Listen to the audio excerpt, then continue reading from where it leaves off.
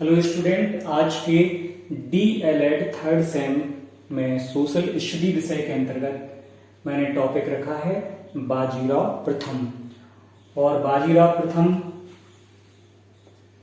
द्वितीय पेशवा थे। इनसे पहले बालाजी विश्वनाथ को पेशवा बनाया गया था, आप सभी जानते हैं। और बाजीराव प्रथम के बारे में ये कहा जाता है कि 1720 में जब इनके पिता की मृत्यु हो गई तो छत्रपति साहूजी महाराज ने इनको पेशवा नियुक्त किया। एक चीज मैं कहना चाहता हूं कि पेशवा लोग कौन थे, पहले इसको समझ लेते हैं थोड़ा सा। पेशवा लोग वो थे, शिवाजी ने, छत्रपति शिवाजी महाराज जी ने अष्टप्रधान समिति का निर्माण किया था। उसमें 8 सदस्य होते थे, इसलिए उसको अष्टप्रधान समिति कहा जाता था। सभी लोग प्रधान कहलाते थे। 8 मंत्रियों में से एक मंत्री को ही पेशवा कहा जाता था। और उस अष्टप्रधान समिति में पेशवा का जो स्थान था या स्तर था वो दूसरा माना जाता था। दूसरे नंबर का व्यक्ति जो था वो पेशवा कहलाता था, दूसरे नंबर पर, ठीक है। और बालाजी विश्वनाथ जो थे वो 7वें पेशवा थे, ध्यान दीजिएगा कि वो 7वें नंबर के पेशवा थे। ये एक महत्वपूर्ण बात है। तो बालाजी विश्वनाथ के बाद छत्रपति साहूजी महाराज ने पेशवा नियुक्त किया। पेशवा कहां बैठता था? पेशवा बैठता था पूना में। पेशवा का स्थान कहां पर था? पूना। सिंधिया लोग कहां बैठते थे? ग्वालियर में। गायकवाड़ कहां बैठते थे? बड़ौदा में। भोंसले कहां बैठते थे? नागपुर में। और होलकर कहां बैठते थे? इंदौर में। इन सभी लोगों को पेशवा ने ही इन चारों लोगों को अपने अपने क्षेत्र दिए थे। कब? आगे चल के 1732 में एक इकरारनामा तैयार करवा के, ठीक है, इनके क्षेत्रों का बंटवारा कर दिया गया था। और इसीलिए जो मराठा साम्राज्य था वो एक संगठन के रूप में हो गया था, ठीक है। तो 1720 में इनकी उम्र मानी जाती है। 19 से 20 वर्ष की आयु के लगभग थे ये। और इन्होंने कुछ महत्वपूर्ण कार्य किए, तो एक एक करके सब के बारे में हम चर्चा करेंगे। निजाम से संबंध, यानी निजाम को सबसे पहले इन्होंने हराया। 7 मार्च सन 1728 में पालखेड़ा का एक युद्ध होगा और मुंशी शिवगांव की संधि की गई। और इस युद्ध से, इस संधि से उन्हें चौथ और सरदेश मुखी की प्राप्ति हुई। इसके बाद वारणा की एक संधि भी इन्होंने की 1731 में छत्रपति साहूजी महाराज और छत्रपति शंभूजी महाराज के मध्य ये हुई। और इसके द्वारा ही, वारणा की संधि के द्वारा ही, जो छत्रपति शंभूजी महाराज थे वो भी सतारा के अधीन आ गए बहुत हद तक। या ये कहें कि छत्रपति साहूजी महाराज और शंभूजी महाराज के जो राज्य था उसका फिक्स करके एक बंटवारा कर दिया गया कि इस क्षेत्र में, सतारा में, छत्रपति साहूजी महाराज कार्य करेंगे और इस क्षेत्र में शंभूजी महाराज कार्य करेंगे। तो आपको बता दें कि जो छत्रपति साहूजी महाराज थे वो सतारा में बैठते थे और छत्रपति शंभूजी महाराज का जो राज्य था वो कोल्हापुर राज्य कहलाता था। तो इस तरह से शिवाजी के जो वंशज थे, उस वंश के लोग कि इस छत्रपति शिवाजी महाराज के वंश की 2 राजधानियां बन गई, जिसे मराठा राज्य कहते हैं। पहला राजधानी था सतारा और दूसरा राजधानी था कोल्हापुर, ठीक है। तो सतारा में कौन राजा था? छत्रपति साहूजी महाराज। और कोल्हापुर के राजा कौन थे? छत्रपति शंभूजी महाराज। ये क्लियर? अब हम बात करेंगे गुजरात तथा मालवा की विजय के बारे में। तो 1730 में सरबुलंद खां और बाजीराव प्रथम के भाई चिमना जी के साथ में एक संधि की गई। चौथ और सरदेश मुखी की प्राप्ति हुई 1730 ईस्वी की संधि के द्वारा। 1733 में एक प्रमुख संधि की गई और इससे भी चौथ और सरदेश मुखी की जो व्यवस्था थी वो पक्की की गई।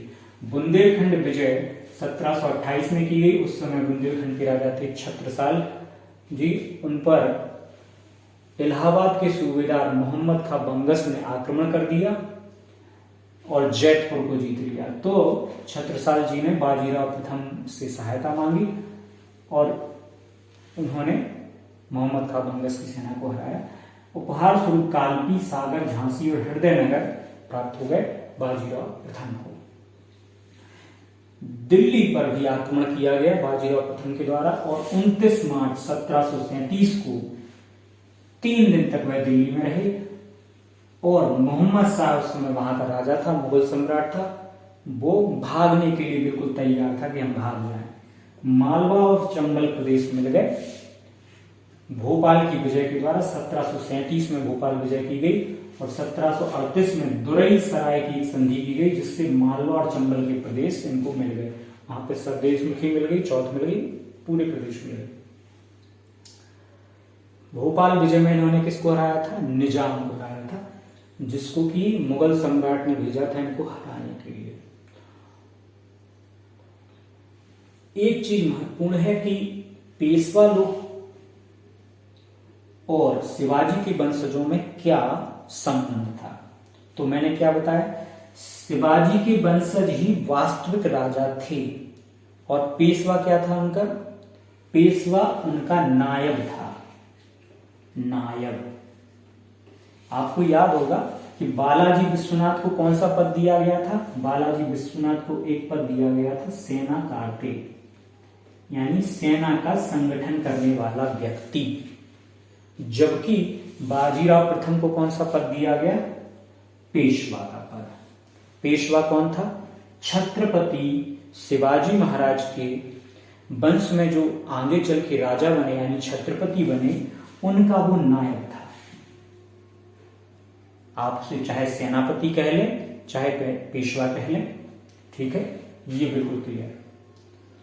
और आगे चल के पेशवा लोगों ने ही सिंधिया, गायकवाड़, भोसले, होलकर इत्यादि को प्रमुखता प्रदान की और इसी के कारण आगे चल के जो मराठा साम्राज्य था वो एक विस्तृत क्षेत्र में फैल गया भारत में, क्योंकि सिंधिया, गायकवाड़, भोसले, होलकर और पेशवा की अपनी अपनी अलग अलग सेनाएं थी, अलग अलग अपने राज्य करने वाले क्षेत्र थे जिनमें उनका सीधा नियंत्रण होता था और वहां पर वो एक दूसरे के मामलों में हस्तक्षेप नहीं करते थे सामान्यतः। लेकिन जब किसी व्यक्ति से युद्ध होता था तो सभी लोग मिलके सेना के साथ उस पर हमला करते थे ग्रुप के रूप में। 1739 में बेसीन की एक संधि की बाजीराव प्रथम ने पुर्तगालियों के साथ और सालसीट और बेसीन को जीत लिया। 1733 में जंजीरा का युद्ध किया सिद्धियों के साथ और उनको मुख्य भूमि से हरा दिया, स्थल भूमि से हरा के उनको जंजीरा के किले में भागने पर प्रवेश कर दिया। 1732 में उन्होंने एक इकरारनामा तैयार करवाया जिसके द्वारा सिंधिया, गायकवाड़, भोसले, होलकर और पेशवा के जो राज्य क्षेत्र थे उनको क्लियर रूप से बंटवारा किया गया। और जो लेकिन इस एक बात महत्वपूर्ण है कि ये सभी लोग किसके अधीन थे? सतारा के राजा छत्रपति साहूजी महाराज के अधीन थे। याद रखिएगा, ये सभी लोग उनके कर्मचारी थे एक तरह से, या आप कह सकते हैं सेनापति भी मान सकते हैं, नायब मान सकते हैं, जो भी शब्द आपको उचित लगे वो मान। लेकिन ये सभी लोग किसके अधीन थे? सतारा के राजा छत्रपति साहूजी महाराज के अधीनस्थ थे, अधीन थे ये लोग, ठीक है। और कोल्हापुर के राजा कौन थे? श्री छत्रपति शंभूजी महाराज, वो भी सतारा के अधीन थे 1731 की वारणा संधि के द्वारा, क्योंकि दो परिवारों में दो राजा बन गए थे, एक ही परिवार में दो राजा हो गए थे तो आपस में संधि कर ली ताकि राज्य में कोई कलह ना हो, ठीक है। जैसे परिवारों में कलह हो जाती है तो उस कलह को रोकने के लिए ही शंभूजी महाराज को कोल्हापुर और सतारा को साहूजी महाराज को दिया गया। एक और है कि 1731 ईस्वी में डभोई का एक युद्ध इन्होंने लड़ा और वहां पर इन्होंने त्र्यंबक राव को हराया, ठीक है। एक इनके बाद में 1750 में एक संगोला की संधि हुई, साहूजी महाराज की मृत्यु हुई 1748 में, शंभूजी महाराज की मृत्यु हुई 1760 में और ताराबाई की मृत्यु 1763 के आसपास हुई, ठीक है, पानीपत के तीसरे युद्ध के बाद में। तो बाजीराव प्रथम को के बारे में ये कहा जाता है कि उन्होंने छत्रपति साहूजी महाराज, जो कि सतारा के राजा थे, शिवाजी के वंशज थे, उनको वास्तविक राजा के रूप में प्रतिष्ठित करने का श्रेय बाजीराव प्रथम को दिया जाता है। और बाजीराव प्रथम के बाद ही पेशवा का जो पद था वो वंशानुगत होता चला गया, अर्थात इन्हीं के वंश के जो भी आगे चल के लड़के थे वो ही पेशवा के पद पे आसीन होते चले गए। और इससे क्या हुआ कि निश्चित तौर पे पेशवा का पद काफी शक्तिशाली होता चला गया और उसकी शक्तियां बढ़ती चली गई। लेकिन जब तक छत्रपति साहूजी महाराज जीवित रहे 1748 तक, तब तक पेशवा उनका नायब ही बना रहा। और 1760 में शंभूजी महाराज की मृत्यु होने तक भी पेशवा काफी हद तक छत्रपति शिवाजी महाराज के वंश के प्रति क्या बना रहा, सेवक के रूप में कार्य करता रहा। लेकिन उनकी मृत्यु के बाद वो कैसे हो गए, स्वच्छंद हो गए, पूरी तरह से स्वच्छंद हो गए, उन्हें रोकने टोकने वाला कोई नहीं था। और आगे चल के इसका परिणाम बहुत घातक हुआ, जैसा कि सभी लोग पता है कि 1761 में क्या हुआ था, पानीपत के तीसरे युद्ध में अहमद शाह अब्दाली ने मराठों को बुरी तरह हरा दिया था। तो उसके परिणाम भी घातक हुए। जब सेवक राजा बन जाते हैं तो क्या होता है, कुछ ना कुछ हानि तो होती है। तो आपने इसको उचित रूप में ग्रहण किया होगा। Thank you.